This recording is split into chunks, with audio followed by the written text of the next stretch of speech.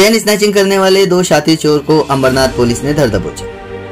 2 जुलाई को अंबरनाथ बदलापुर रोड पर सुबह एक महिला मॉर्निंग वॉक के लिए घर से निकलकर वापस 8 बजे घर आ रही थी। बदलापुर तालाब के पास 2 युवकों ने मोटरसाइकिल से आकर महिला के गले से सोने की चेन और मंगलसूत्र उड़ा लिया।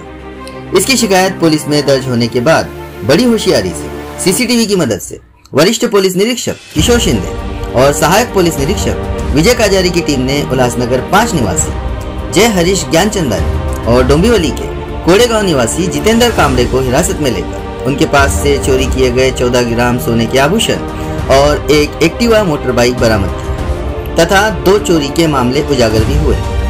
एक चोरी डोंबिवली में की गई, ऐसा मामला उजागर हुआ है।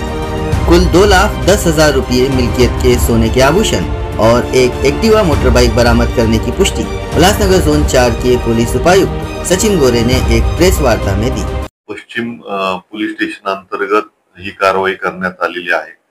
दिनांक 2/7/25 रोजी यातील जी फिर्यादी महिला पायी चालत जात असताना चेन स्नॅचिंगचा गुन्हा घडला होता।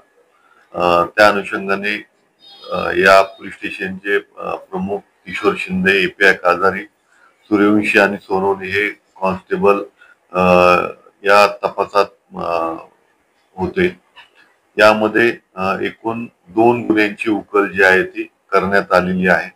15 ग्राम सोने आणि एक मोटरसायकल यात जप्त करण्यात आलेली आहे। सदरचे आरोपी जे आहेत ते पीसीआर मध्ये आहेत। इझी मनी किंवा पटकन पैसे मिळावे या अनुषंगाने त्यांनी ती सोनसाखळी चोरून नेली होती। यात आणखी काही गुन्ह्यांची उकल होते का याविषयी अंबरनाथ पश्चिम तपास पथक जे आहे ते पुढील तपास करत आहे।